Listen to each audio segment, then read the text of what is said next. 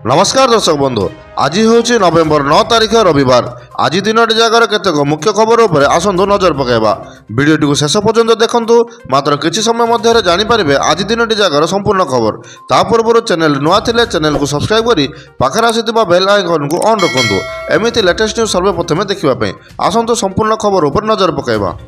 गोपबंधु शिक्षा सहायता योजना ओडिशा सरकार द्वारा प्रणीत गोपबंधु शिक्षा सहायता योजना होची एक महत्वाकांक्षी पदक्षेप, जार लक्ष्य होची राज्य मेधावी किंतु आर्थिक दृष्टि दुर्बल छात्र छात्री मानक उच्च शिक्षा पर आर्थिक सहायता प्रदान करा जिबा। आर्थिक अभाव जो जेकोसी छात्र छात्री जेपरि उच्च शिक्षार वंचित न हुंतु ताहा सुनिश्चित करिबा। डिग्री वैषयिक एवं वृत्तिगत पाठ्यक्रम पर आर्थिक अनुदान जोगाइबा। समाजर सर्वनिम्न वर्गर छात्र छात्री मानकु शिक्षा माध्यम सशक्ति कराइबा। एही योजनार लाभ नेबा पई मुख्यतः दुईटी मानदंड पूर्ण करने आवश्यक। छात्र छात्री परिवार वार्षिक आय सरकार द्वारा निर्धारित सीमा साधारणतः 2,50,000 टंका किंबा समय अनुसार परिवर्तन होइतिबा राशि अधिक हेबा उचित नुहे।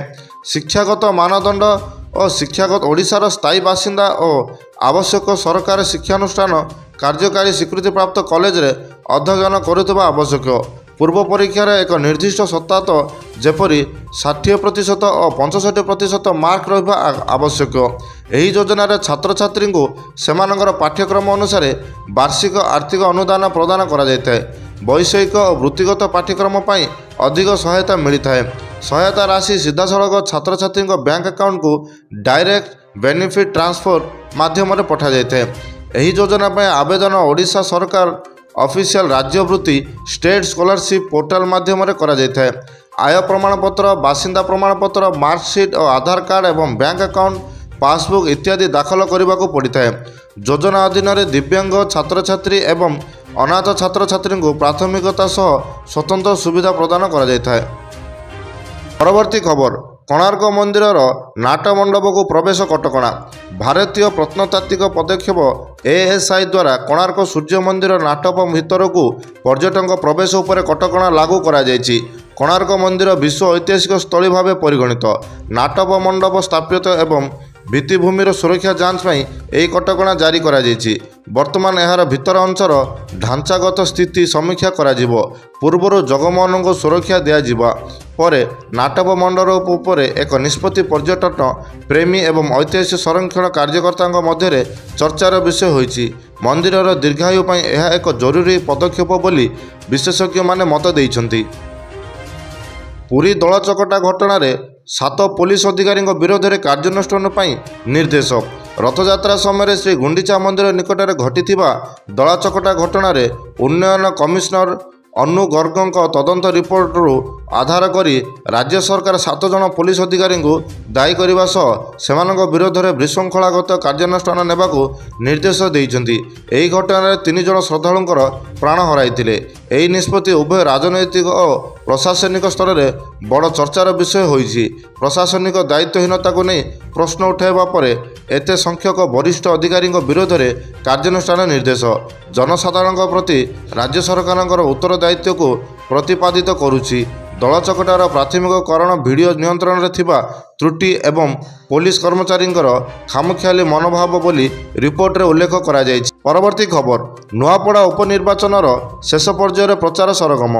नुआपड़ा विधानसभा उपनिर्वाचन पर आज प्रचार कार्य अंतिम पर्यायर थिला।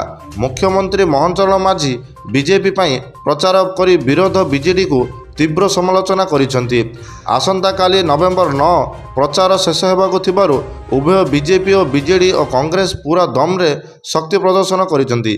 बीजेपी मुख्यमंत्री ने विशाल रोड शो करी 24 वर्षर शासन रे सुनाबेड़ा अंचल अवहेला को प्रसंग करिसेंति।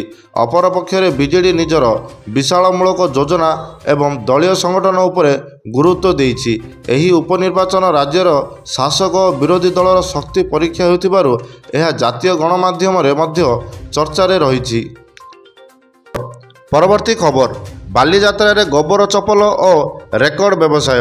कटकर ऐतिहासिक बालीजात्रा रे गोबर प्रस्तुत चपल स्वतंत्र आकर्षण केन्द्र पलटि एवं मेला रे व्यवसायर परिमाण एक नुआ रेकर्ड सृष्टि करिछि। बालीजात्रा केवल एक मेला नुहे, यह ओडिशार एक बड़ वाणिज्य केन्द्र। चलित वर्ष बालीजात्रा रे 200 କୋଟିରୁ ଅଧିକ ବ୍ୟବସାୟ ହେବାର ଆକଳନ କରାଯାଉଛି, ଯାହା ଗତ ବର୍ଷର ରେକର୍ଡକୁ ଅତିକ୍ରମ କରିଛି। ସ୍ୱଦେଶୀ ଉତ୍ପାଦନର ମଧ୍ୟରେ ଗୋବର ଚପଲ ଚର୍ଚ୍ଚାର ଶୀର୍ଷରେ ପହଞ୍ଚିଛି, ଯାହା ପରିବେଶ ଅନୁକୂଳ ଓ ସ୍ୱାସ୍ଥ୍ୟ ପାଇଁ ଉପକାରୀ ବୋଲି ଦାବି କରାଯାଉଛି। ଏହା ସହ ଇଣ୍ଡୋନେସିଆର ମର୍ମେଡ୍ ସହ ମଧ୍ୟ ଲୋକଙ୍କୁ ଆକୃଷ୍ଟ କରୁଛି। ପରବର୍ତ୍ତୀ ଖବର, ମାଲକାନଗିରିରେ ବିପୁଳ ପରିମାଣର ବ୍ରାଉନ୍ ସୁଗର ଓ ଗଞ୍ଜେଇ ଜବତ।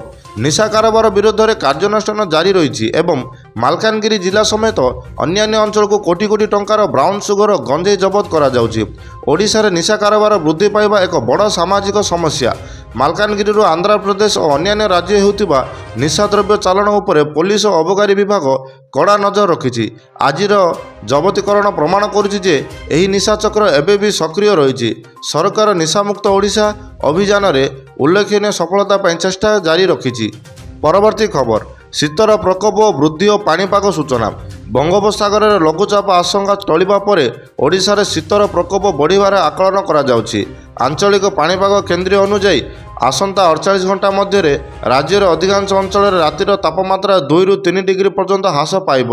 ଏହି କାରଣରୁ ଫୁଲବାଣୀ, ଦାରିଙ୍ଗବାଡ଼ି, କୋରାପୁଟ ଭଳି ଅଭ୍ୟନ୍ତରୀଣ ଅଞ୍ଚଳରେ ଶୀତର ଲହରୀ ଅନୁଭୂତ ହେବ। ଭୁବନେଶ୍ୱରରେ ମଧ୍ୟ ସର୍ବନିମ୍ନ ତାପମାତ୍ରା 17 ଡିଗ୍ରୀ ପାଖାପାଖି ରହିବାର ସମ୍ଭାବନା ରହିଛି। ପରବର୍ତ୍ତୀ ଖବର, ବ୍ରହ୍ମପୁର ଏସ୍ପିଙ୍କୁ ହାଇକୋର୍ଟରେ ହାଜର ହେବା ପାଇଁ ନିର୍ଦ୍ଦେଶ। ଆଇନଜୀବୀ ପୀତବାସ ପଣ୍ଡା ହତ୍ୟା ମାମଲାରେ ବ୍ରହ୍ମପୁର ଏସ୍ପିଙ୍କୁ ମାନ୍ୟବର ହାଇକୋର୍ଟ ଆସନ୍ତା ନଭେମ୍ବର 11 ତାରିଖରେ ବ୍ୟକ୍ତିଗତ ଭାବେ ହାଜର ନେବାକୁ ନିର୍ଦ୍ଦେଶ ଦେଇଛନ୍ତି। ଏହି ମାମଲାରେ ତଦନ୍ତଗତ ଅଗ୍ରଗତିକୁ ନେଇ କୋର୍ଟ ଅସନ୍ତୋଷ ପ୍ରକାଶ କରିବା ସହ ଉକ୍ତ ନିର୍ଦ୍ଦେଶ ଦେଇଛନ୍ତି। ପୂର୍ବରୁ ଏହି ମାମଲାରେ ପୀତବାସ ପଣ୍ଡାଙ୍କ ପରିବାର ସଦସ୍ୟଙ୍କୁ ହତ୍ୟା ଧମକ ଦିଆଯାଇଥିବା ଖବର ମଧ୍ୟ ଟ୍ରେଣ୍ଡିଂରେ ଥିଲା। ଏହି ଘଟଣା ଓଡ଼ିଶାର ଆଇନ ଶୃଙ୍ଖଳା ପରିସ୍ଥିତି ଏବଂ ଉଚ୍ଚ ପୋଲିସ ଅଧିକାରୀଙ୍କ ଦାୟିତ୍ୱ ଉପରେ ଗୁରୁତ୍ୱ ଦେଉଛି।